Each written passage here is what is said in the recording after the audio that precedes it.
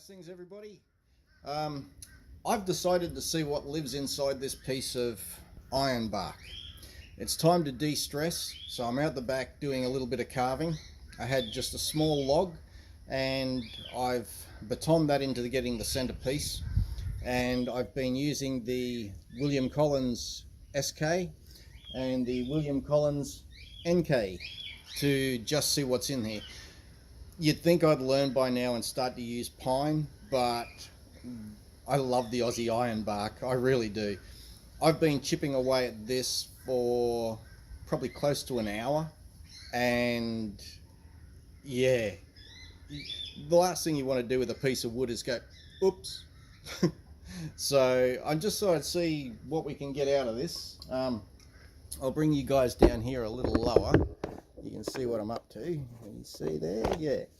I've actually just went inside and grabbed the Bobby Smith pocket cleaver as well, because I want to see how that goes.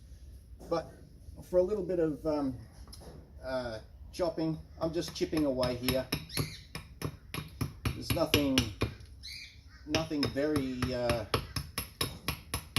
I wouldn't say savage, but I tell you, you can. The thing that I love about the survival knife by William Collins is you can chop with the flat section and have the same result as any knife.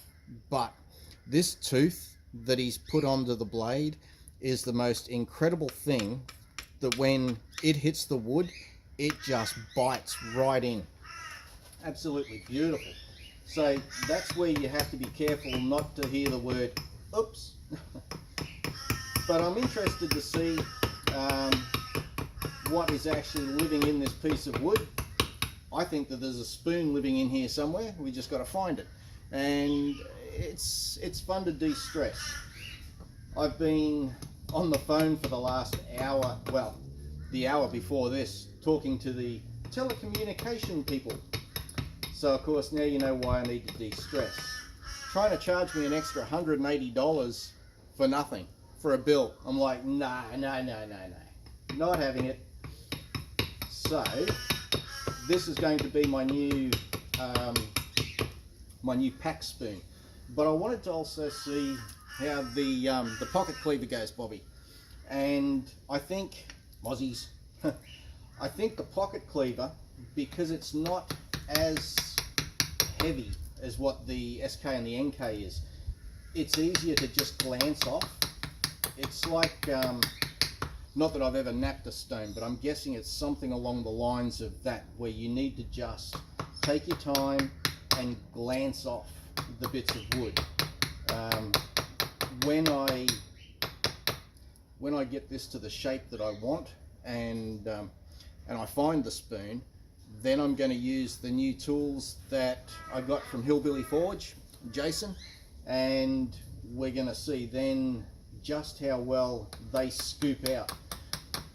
As I said, I should have used pine, but it's interesting to just see what we can do with the iron bark and the smaller tools.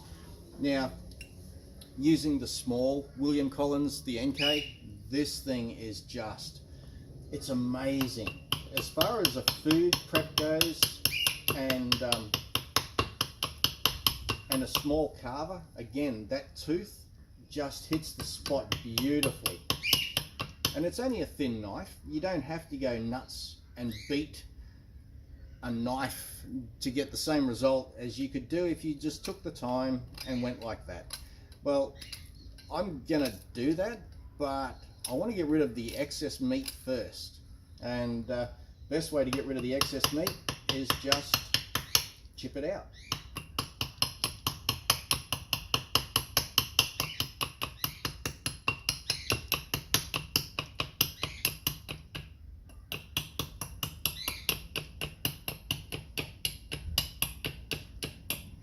Now hopefully you'll get to see this one, Joshua, and it'll give you inspiration to grab your SK.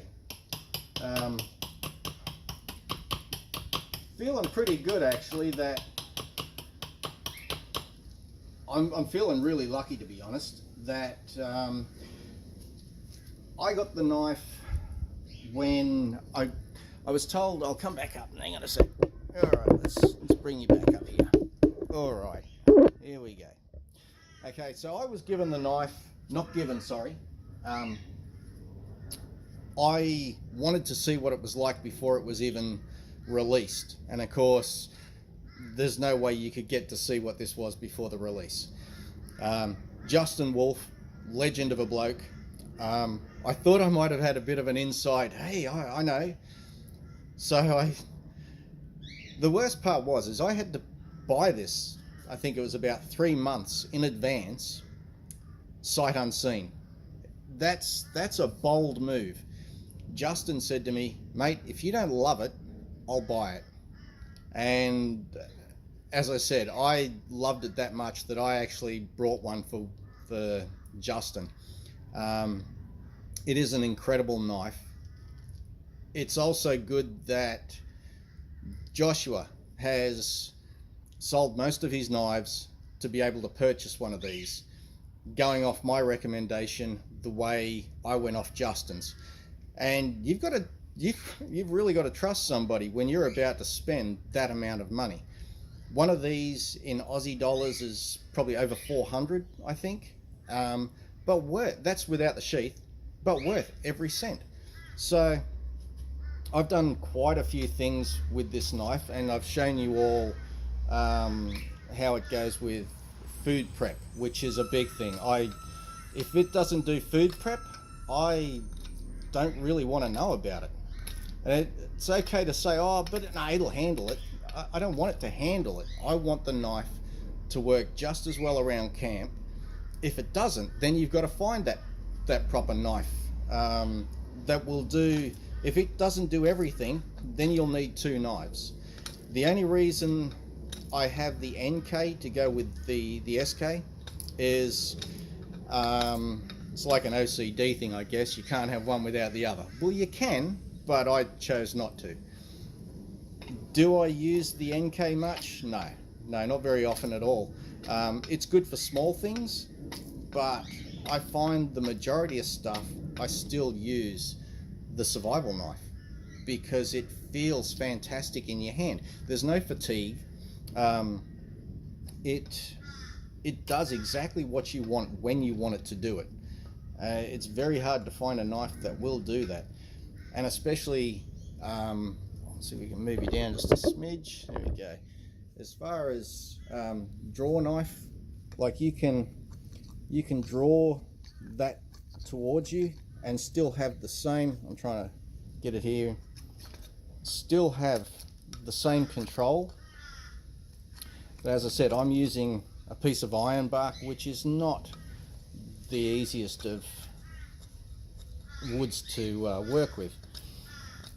But as you draw the knife back where that tooth sort of sinks in, it just digs in exactly what you want. And it's not the full edge of the knife either. I find with a lot of the knives that when I'm trying to slice or take bits out, you've got the full width of the blade. Here, you can just take that little tooth section. I don't know if that's what William refers to it as a tooth section or not, but it takes the meat out beautifully. So as you guys can see, I'm slowly working on the shape. Almost dropped it.